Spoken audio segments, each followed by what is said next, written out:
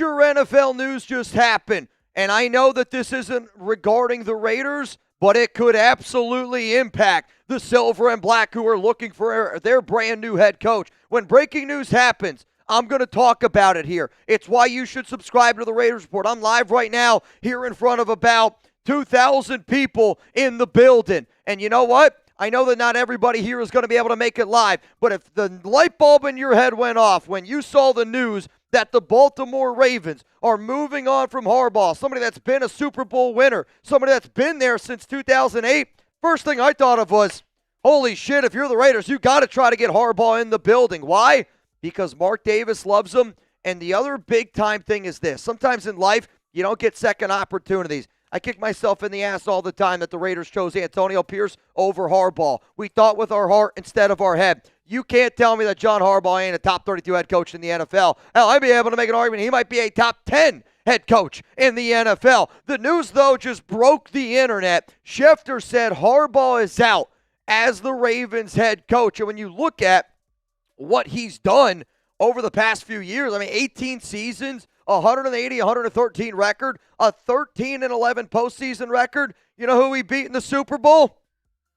Tom Brady, 28-13. I know it was a few years ago, but what's funny is, I don't know how many people remember me saying this. I want to say it was like a week ago on this show. I thought that a sleeper candidate that could potentially get fired was Harbaugh, based on, shout out to our guy Joey Peterson who covers the Ravens here. It's why Chat Sports is dominating the YouTube game. Our hosts pay attention a lot closer than I think than what we get credit for. But he was saying there's a lot of disconnect between Harbaugh, a lot of disconnect between Lamar Jackson. And when you look at the reports that are coming out right now, I think what ended up happening was Harbaugh didn't want to move on from Monken. There was a lot of speculation that Monken and Harbaugh were ready to move on from Lamar. And I believe that the Baltimore Ravens just said, we're keeping Lamar Jackson, and we're moving on from Harbaugh. So I know we've talked about quarterbacks. I know we talked about Lamar.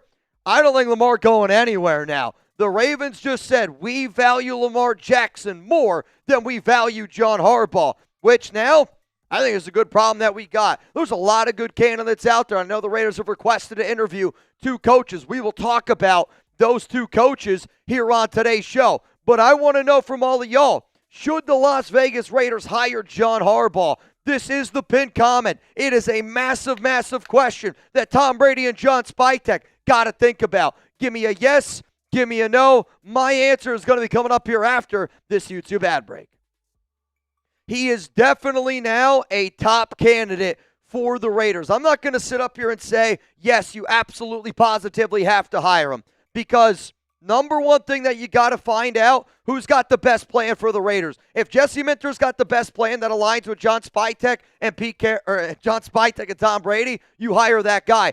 If Chris Shula's got the best plan, if Harbaugh's got the best plan, if Clint Kubiak has got the best plan, you got to hire the guy that is qualified, and to me, it's those 4 names.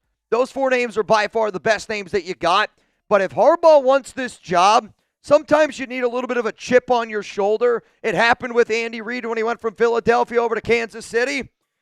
I don't know what is a bigger chip on the shoulder than you having the opportunity 2 times a year to go up against your little brother in a division rivalry game.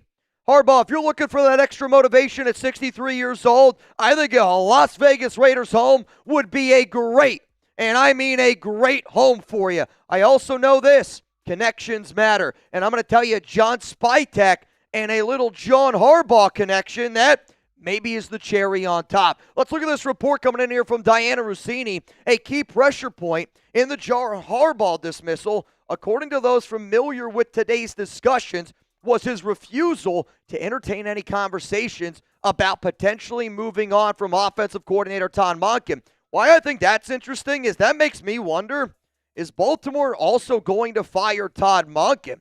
And if they end up firing Monken, Monken was somebody that we talked about last season because the Raiders did show a little bit of interest in him. So if you brought in Harbaugh, I think you could bring in Todd Monken, who also is a run-first type of coach, who also, by the way, coached Brock Bowers at Georgia, so you know that he knows how to use him properly. Georgia runs a very FU style of offense, which I think fits really good with Ashton Jeanty. Ashton Jeanty needs to be in a run-first offense. You're going to be able to build that offensive line.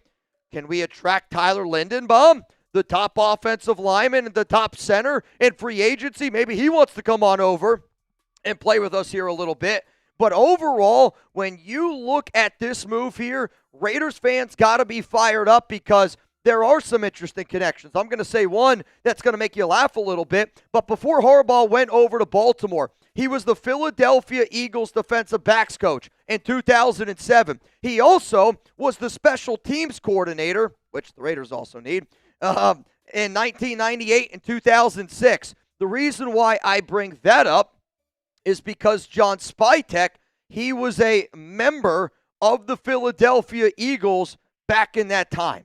So for a guy like Spytek, he was coaching in Philadelphia. He was an intern in 2005, college scouting assistant in 2006, Philadelphia Eagles college and pro scout from 2007 to 2009. That's 5 years of at least being on the same staff. There is a little bit of relativity there, which matters to John, which matters to Tom. They were obviously together at Michigan. This next one that I'm going to say is going to make you laugh a little bit. But you know what? Raider fans, they deserve to laugh a little bit. You want to go draft Fernando Mendoza. Where does he play college ball? Indiana. Harbaugh, special teams coordinator and defensive backs coach in Indiana in 1997. I'm laughing and I'm joking, but I also say that because if you're the Raiders and the sources that I've talked to have told me that Jesse Minter is the top candidate for the Raiders. I don't know how the hell you're not I don't know how the hell you're interested in Jesse Minter, but you wouldn't be interested in John Harbaugh. Minter was with John. Minter's now with Jim. You know Mark Davis loves the Harbaugh family, and I really, really think Harbaugh might be the new number one coach candidate for the Las Vegas Raiders. But you move on from Harbaugh, you better figure out a way to freaking replace him. And our Ravens host here, Joey Peterson, said these are the top 5 candidates to replace him. Coming in at number 1, Brian Flores, defensive coordinator of the Minnesota Vikings. Robert Saleh from the Niners. Jesse Minter from the Chargers. Clint Kubiak from the Seahawks. And then Packers, Jeff Hafley. A lot of defensive-minded coaches. And I don't really think it's that bad of an idea. But I'll be real with you. I don't know if Flores, Saleh, Minter, Kubiak, or Hafley is better than John Harbaugh. But I am very, very happy here right now that the Raiders decided to move on from Pete Carroll because we have a lot of good coaching candidates out there that we can bring to the Silver and Black. Coming up next here on the show, let's talk about the other Raiders head coaching news that is very important. I know I put out a video earlier on today's program, but you know what I want to be able to do now? I want to be able to keep you guys up to date because more information has come to light since I have been live. Before I get into that extra information, today's show is operated and sponsored by Prize Picks, America's #1 fantasy sports app out there. Whether you're starting a new routine or making player picks for the first time, it sounds like Harbaugh is going to be starting a new routine. Trying something new. It can be hard, but in life and on Prize Picks, it always feels good to be right. With high-pressure playoff matchups every weekend and elite hoops action almost every night, the action never stops, and Prize Picks lets you take control. Do you miss fantasy football? I know I definitely do. Prize Picks lets you play fantasy football every week, pick your favorite players, win when they hit their projections each week. I love how straightforward Prize Picks is. I don't have to spend a lot of time trying to calculate my payouts. Prize Picks makes it easy with their payout multipliers. Whether it's just a simple 3 times or a big 2,000 times, Prize Picks makes it easy to understand how much I can win. How many people out there are excited for a little Indiana-Oregon action? Dude, I can't flip and wait. And if you don't know, well, now you know. I'm going to be live on Friday. Me and my guy Reed are going to be watching little Fernando Mendoza, little Dante Moore action. And I got this Mendoza stack going here. You got less on the interceptions. Give me the more on the passing yards and the rushing yards. I did take the less there, but that's only because I can't stand how college does its rushing. Dante Moore, give me the passing. Give me the more. I'm looking for a lot of points in that game. So if you want to join millions of users, sign up for America's #1 fantasy app out there. Download the Prize Picks app today. Make sure that you use code CLNS to get $50 in lineups after you play your first $5 lineup. That's code CLNS. You get $50 in lineups after you play your first $5 lineup. Prize Picks, it's good to be right. So, yes, the John Harbaugh news was massive. And I think there's going to be a lot of other NFL teams out there that could even potentially fire their head coaches and bring in Harbaugh. It's going to be interesting. Also, what's interesting is this news from Albert Breer. Seahawks offensive coordinator Clint Kubiak has gotten requests to interview for the Giants, Cardinals, the Raiders, and the Falcons head coaching jobs per source. His focus is on the playoffs, so he'll take a day or two and figure out a plan to balance all of it.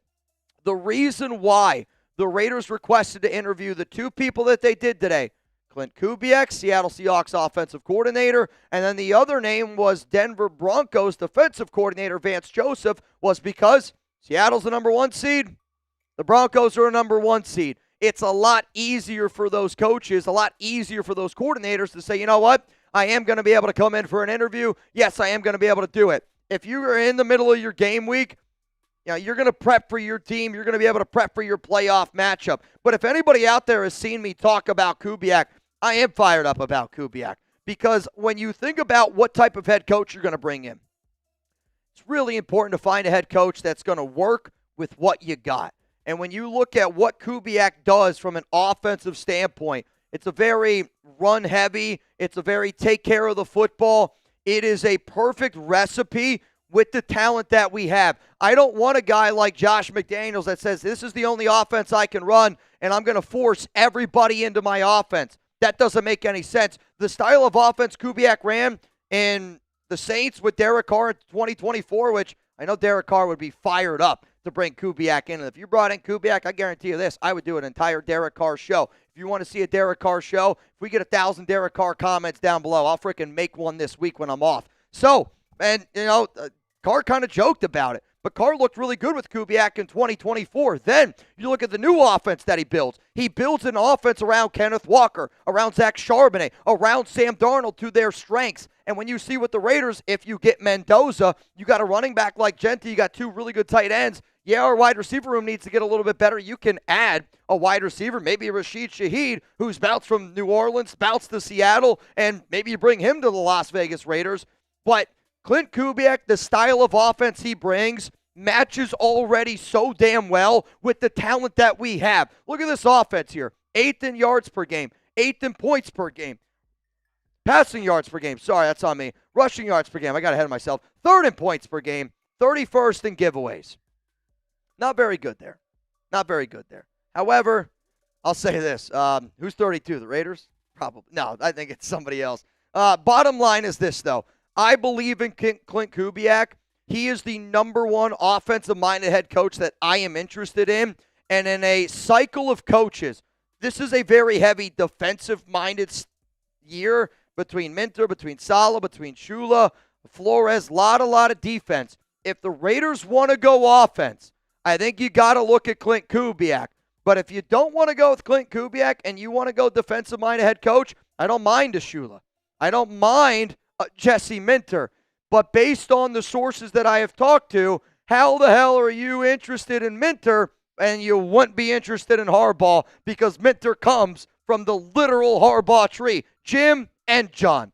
John Harbaugh getting fired by the Baltimore Ravens is massive news. And I felt like last year when I talked about Mike Vrabel, there weren't 32 head coaches on the planet better than Mike Vrabel. And he got an opportunity to go get another job in New England. Sometimes you need a kick in the ass. Sometimes you need a coach that's really freaking talented to walk around with a chip on his shoulder. If you're pissed off that the Raiders didn't go out and hire Jim Harbaugh, if you're pissed off the Raiders didn't get an opportunity to bring in Mike Vrabel, opportunities like this don't come up. And if you're the Raiders and if John Harbaugh wants to be the next coach of the Raiders, I really don't know how you say no to that.